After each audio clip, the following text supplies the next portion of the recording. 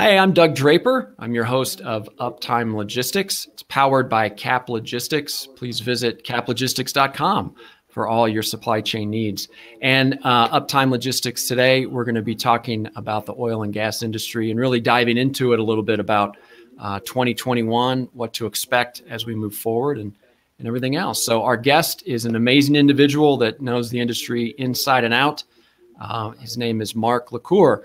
And he comes to us through the Oil and Gas Global Network. He's also the founder and a speaker with MotoPoint. And we can't thank him enough for joining us today. So before we dive into the topic, Mark, give us a little bit about your two entities in your business and how folks may be able to reach out to you. Yeah, thank you, Doug.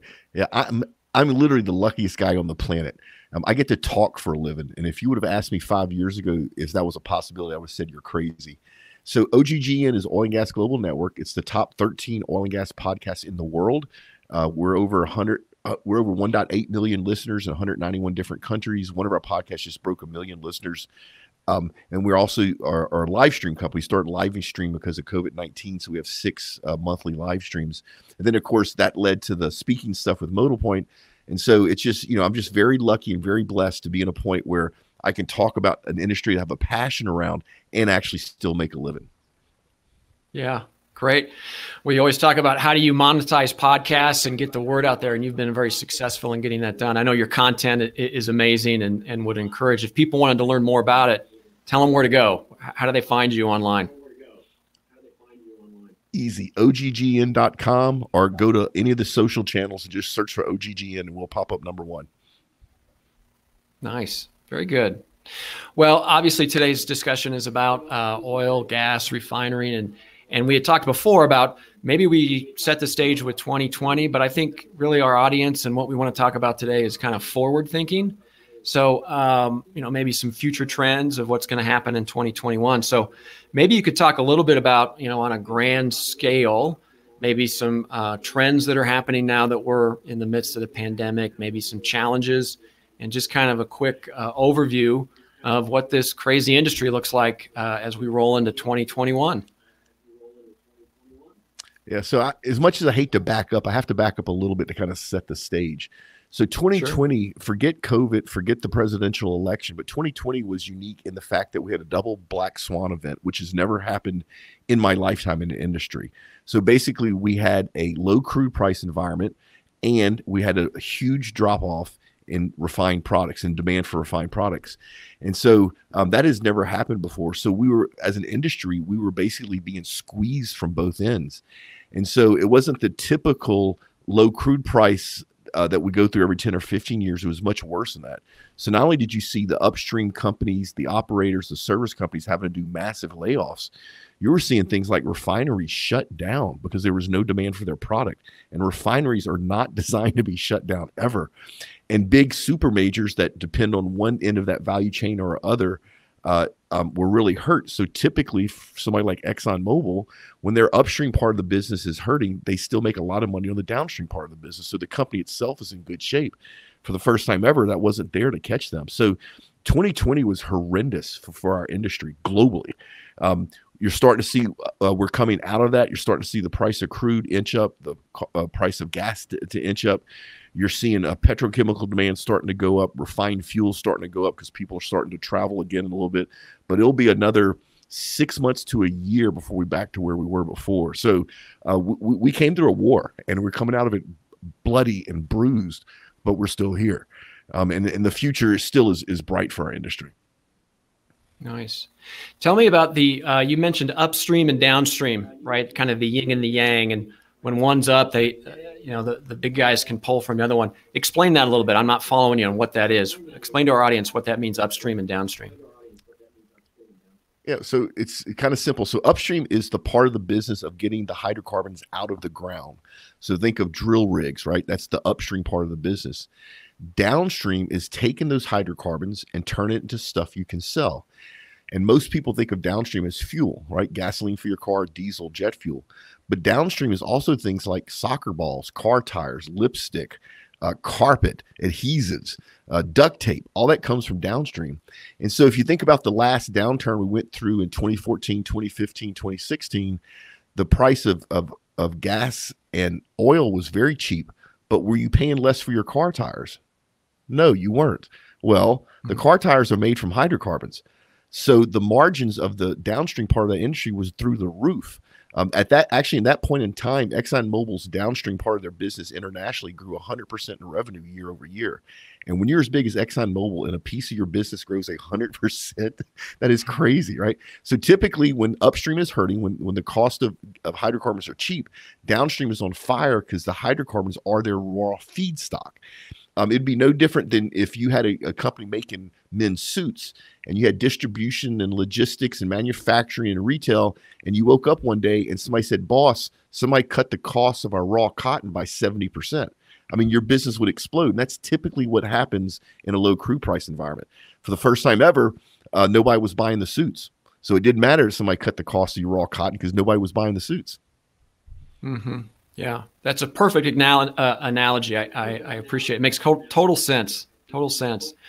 So I use this quote every once in a while with Mike Tyson. He says, everybody's got a strategy and a plan until you get punched in the face, right? So you just alluded to the fact that you're bruised and battered coming out of 2020. So what's the industry going to do now in 2021? You're coming out fighting. Talk to me about what to expect in the next year. Yeah. So without getting into the politics of politics, we have an administration change here in the U.S. The perception of that change today, because this is February that we're recording this, the perception of that change is driving a business more than the actual changes themselves, right? But what's going to happen is as the perception of the increased cost of doing business in the U.S., if you're in the industry, rolls over into actual things like the loss of permitting, the stoppage of infrastructure projects like Keystone Pipeline, then the actual reality is it's going to start affecting the hydrocarbon business here in the U.S. It could add cost to it. The thing that nobody realizes is no matter what you do or say, the consumption of hydrocarbons here in the U.S. and in Europe and the rest of the world will continue to go up. So if the cost of American hydrocarbons go up, what's going to happen, market forces take place, is we're going to buy those hydrocarbons from somewhere else in the world. If it costs too much to buy crude oil from North Dakota, we'll buy it from Russia if it's cheaper. That's not good for the environment. It's also not good for American workers, American taxpayers, but it is what it is. So as an industry, the big guys are looking to shift operations outside of the U.S. to minimize political risk. The smaller guys are going to have to just put up with it and deal with it. And right now you're looking at, if you look at something like the Permian, you know, most of the operators in the Permian are small mom and pop shops.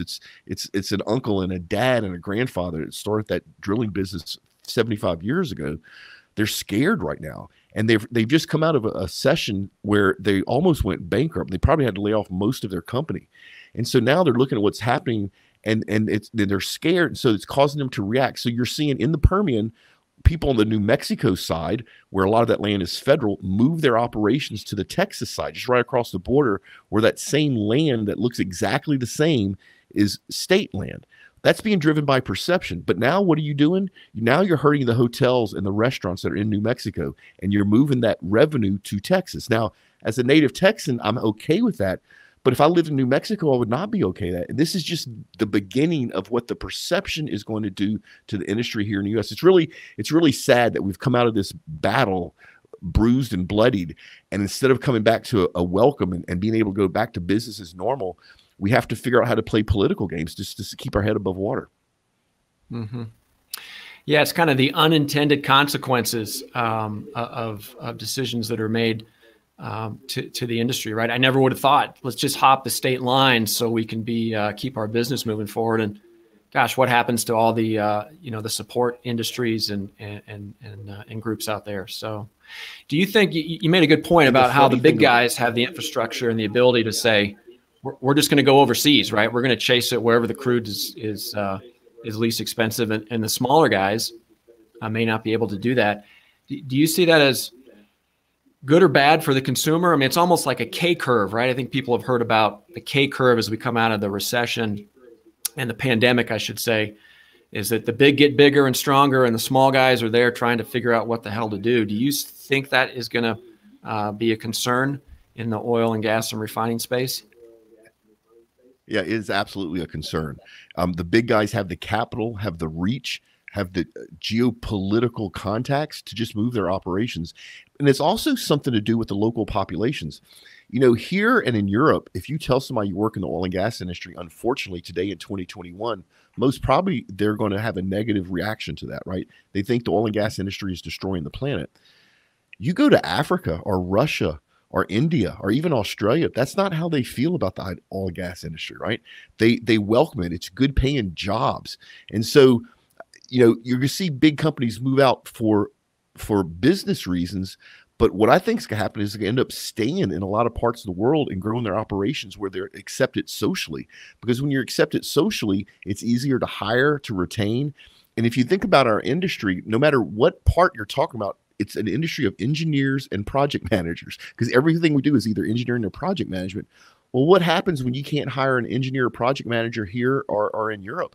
You know, so you're looking at the fundamental culture of the oil and gas industry, which has always been a Western culture, is probably going to change rather quickly as people come into the industry to run it from other countries that are pro oil and gas, unlike it is here and in Europe. And once again, I'm not talking politics, but I'm just talking about the reality. You know, without talent, this industry can't run. And if we have to go source talent from another country because it's the only place we can find it, that's what we'll do.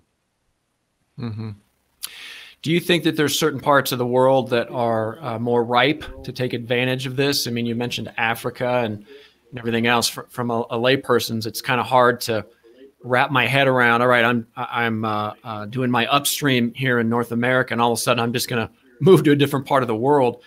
Is there specific areas of the world that you say, hey, this is the first stop that people are going to go to, the companies are going to go to now that they need to make some decisions here domestically? What are the hot spots in the world that are going to benefit?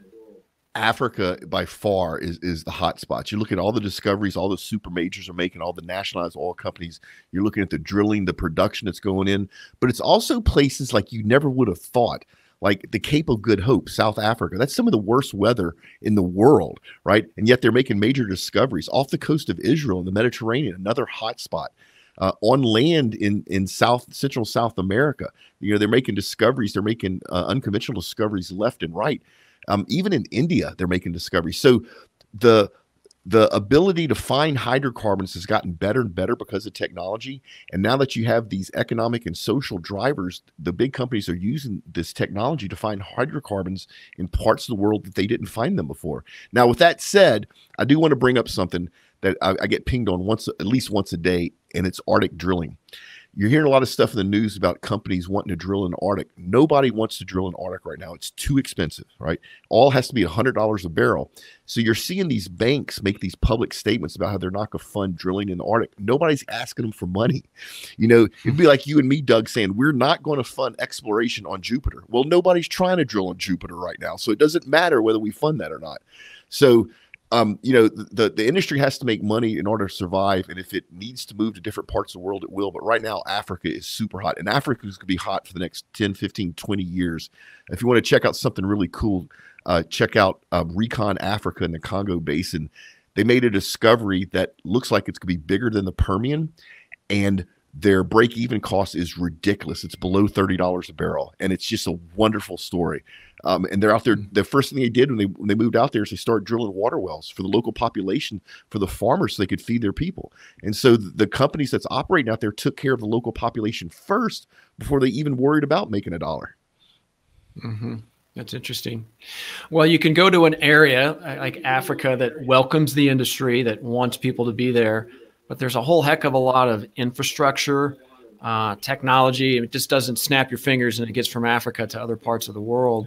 Talk about that. I mean, as far as the infrastructure, is it there? Like I would, when you say Africa, nope. I'm thinking that no way is it there. And how long is it going to take to get that up and running? So it's actually time to tell a story backwards. It's one of the huge advantages we have here in the U.S. is we literally have the entire infrastructure package in place. We have rail, we have road, we have airlines, we have pipelines, we have electricity, we have a natural gas distribution system. It's just sitting there, right? Rest of the world doesn't have that. And so to your point, and before they can actually go in production, start making money, they have to bring infrastructure up to the standards. Africa, for the most part, literally is virgin territory. It's all greenfield. So you're having to build roads, you're having to build sewage treatment plants, you're having to build electrical generation plants, housing, all of that stuff. Other parts of the world are a little bit better. Central and South America, they're a little bit better on the infrastructure.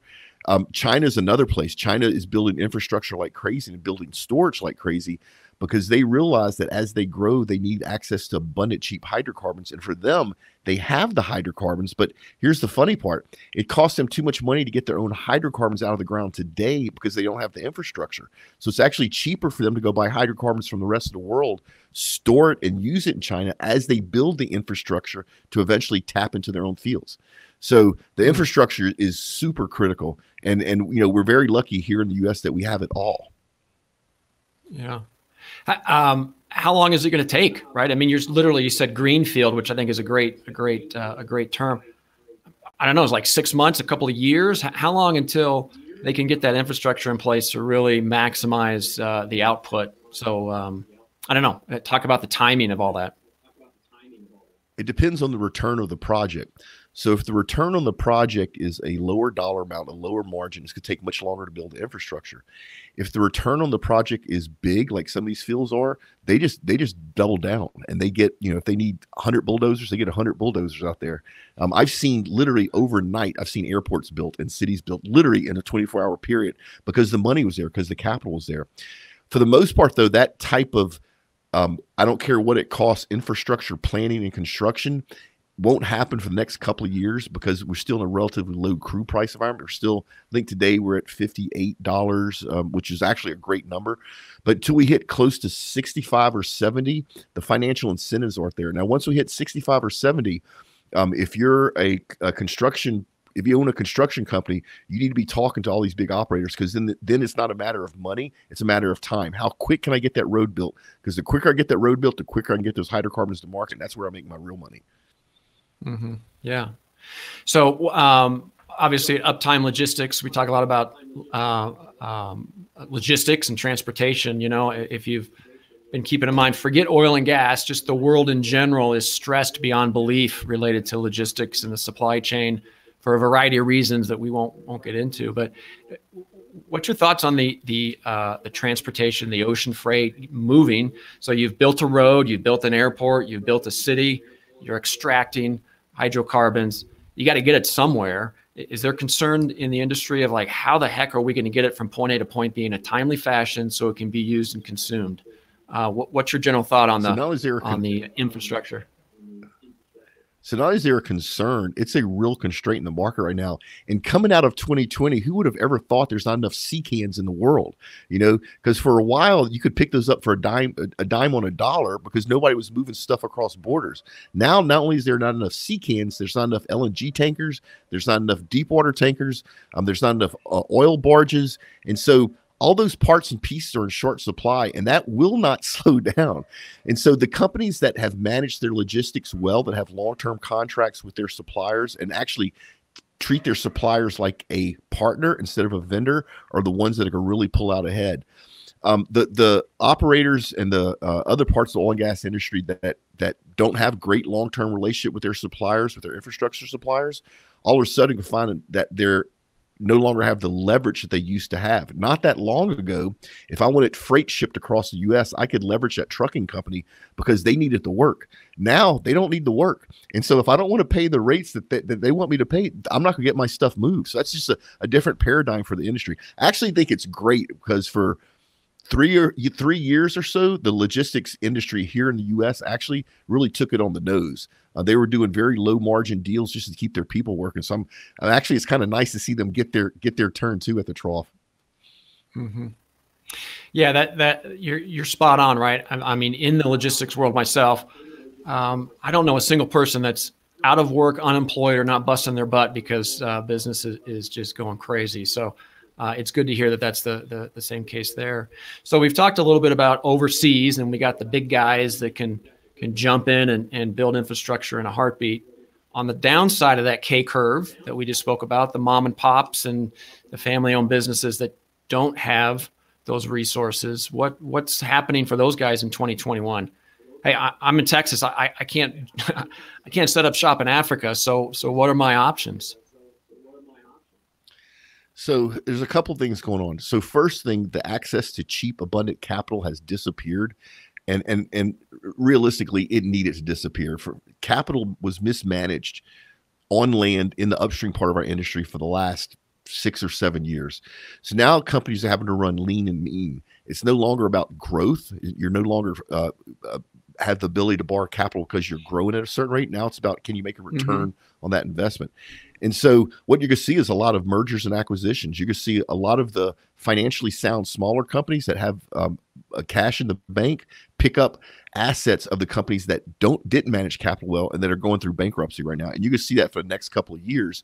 And so what I think you're going to see is you're going to see small operators who historically stayed small. I think you can see them grow to be mid-size operators. So I think we're going to have in 4 or 5 years, you have to edit this out because of course my dog walks in and opens the door. So I think in 4 or 5 years, I think you're going to have less number of independent operators in the U.S., but they're going to be a larger size. And the kind of cool thing about that is now they're starting to collaborate on things like saltwater disposal, environmental concerns.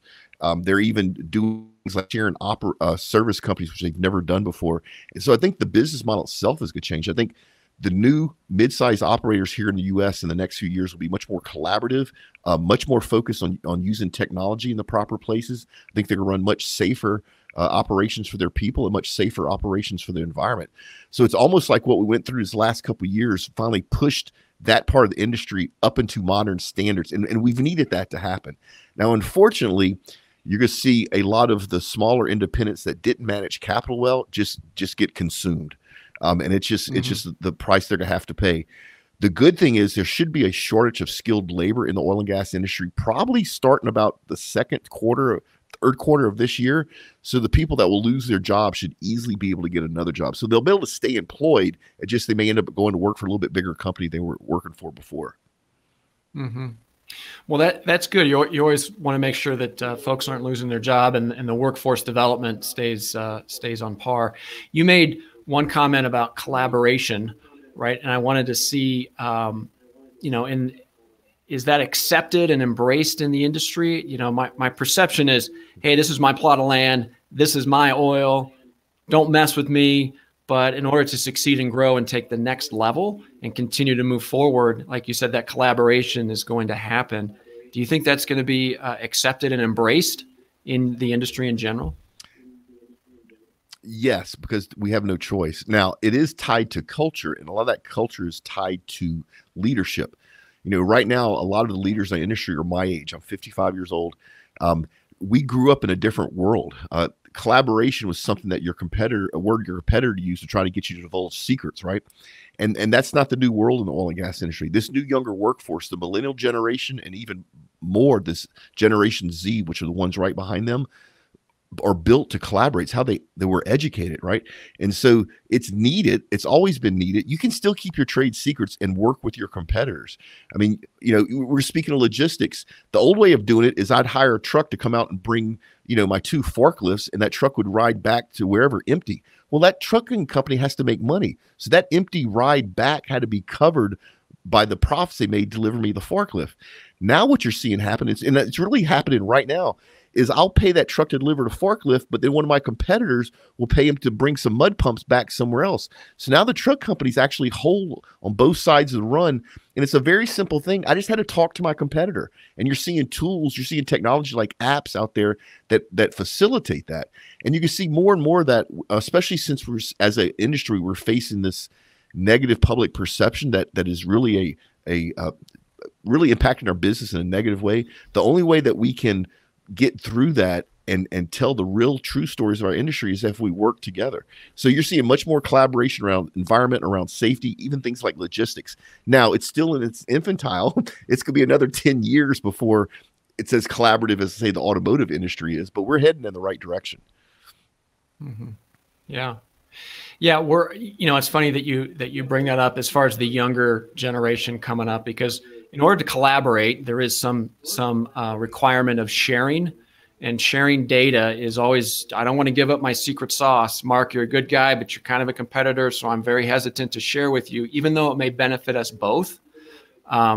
Old farts like you and I may be putting our hands up and saying, get off my yard type of thing. But I agree 100% with you that mindset is different with the next generation of workers coming up, for sure. That's a really good point. So I'm going to switch over to a term that's kind of been brought up a lot related to COVID, and how COVID isn't necessarily changing things, it's more accelerating things, right? And I think the easiest example of that is the e-commerce, outside of this industry, but the fact of how e-commerce has changed and consumer buying habits because of people staying at home and wanting things delivered and low touch and all that kind of stuff. So COVID accelerated a direction that we were already going in e-commerce. What has COVID accelerated with some trends in the oil and gas industry that you're like, wow, I thought this was going to happen 5 years ago, and all of a sudden it's right in our face? What has COVID accelerated in that industry? So I literally could spend 3 hours talking about just that one question. A couple of big things. So remote inspection. We've always had the ability to do remote inspection in this industry, but we never liked it. So we did silly stuff like we'd fly 3 people across the world to go inspect some tank, and then we'd pay another third-party inspector to go with them, and then we'd pay the customer's airfare to go there, so all these people could inspect this tank or blowout preventer or whatever, so it would pass factory assurance testing, FAT testing. That's dangerous, and that's putting people on planes and hotels, and it adds costs. Why don't we just stick a camera on a robot? So you're seeing a lot more remote inspection, which we've needed. It's safer because you're not sticking people on planes or in confined spaces. It's actually more effective than actually sending people, because things like artificial intelligence can then analyze those pictures and that video and look for stuff that people wouldn't see, and it's quicker. So you're seeing that stuff happen. Things like remote operations. It's funny because we're talking about downstream.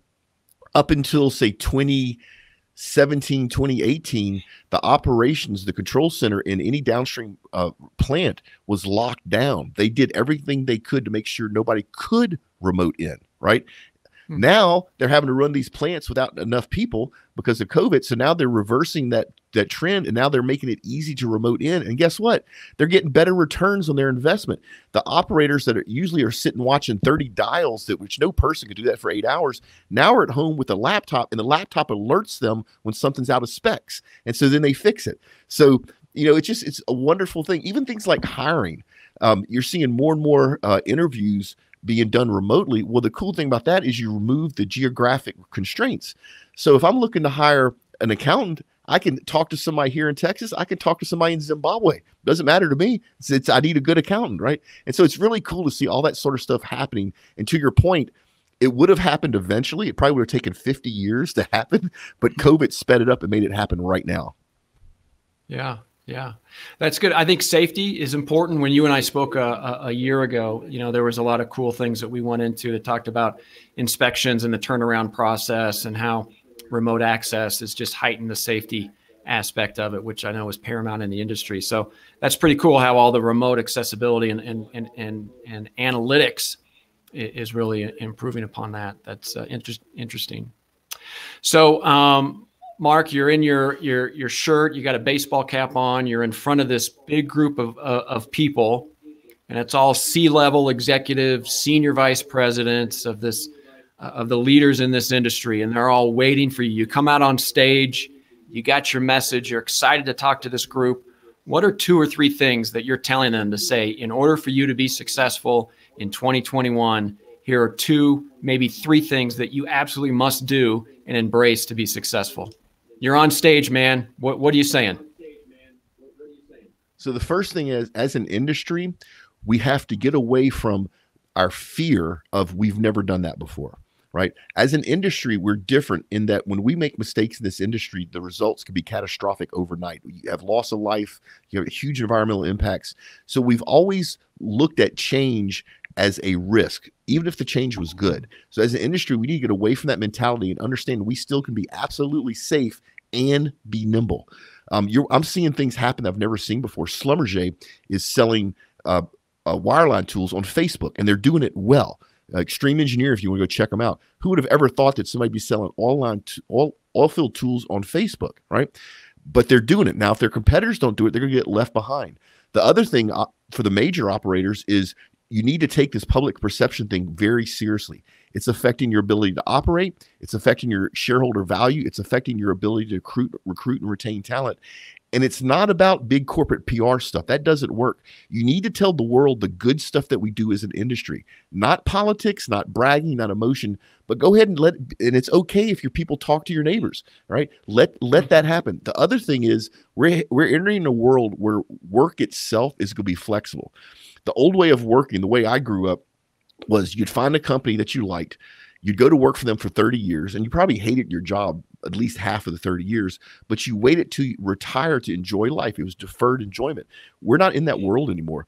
None of these generations, none of the future generations are going to think like that. They want to enjoy life now. They want new experiences now. They're not going to work for the same company for 30 years, no matter how much you pay them. And you got to be okay with that. You got to be able to deal with that. So if I was talking to a bunch of leaders in industry, probably tell them be okay with change, look at being nimble.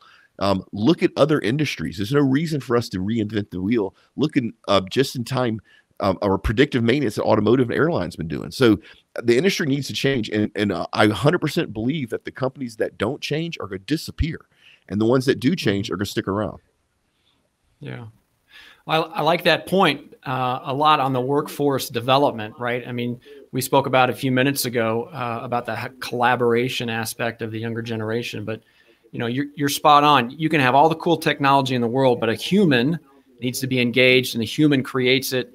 And people need to be happy and engaged in their job and successful to move forward. So I think that one is spot on for sure. So, well, Mark, I know your time is valuable, and I can't thank you enough for joining us. And for our audience, again, Mark LaCour, absolutely dynamite. Certainly knows the industry. You can tell. He's very knowledgeable, and again, you can track him down through Modal Point, obviously founder and speaker, and then the Oil and Gas Global Network. Mark, one more time, how would they track you down to learn more about you and your services? Yeah, so just go to OGGN.com, or if you're a podcast listener, open up whatever podcast app of choice you have and type in oil and gas. Because we're number 1 through 13, we will pop up automatically. And if you like our content, if it's useful and valuable to you, that's awesome. We appreciate you listening. Yeah, great. Yeah.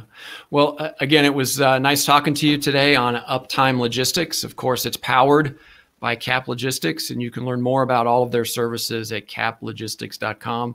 So, Mark, it was 1 year for us getting together, and it won't happen again, man. We're going to connect sooner than 1 year next time. So thank you so much for joining us today.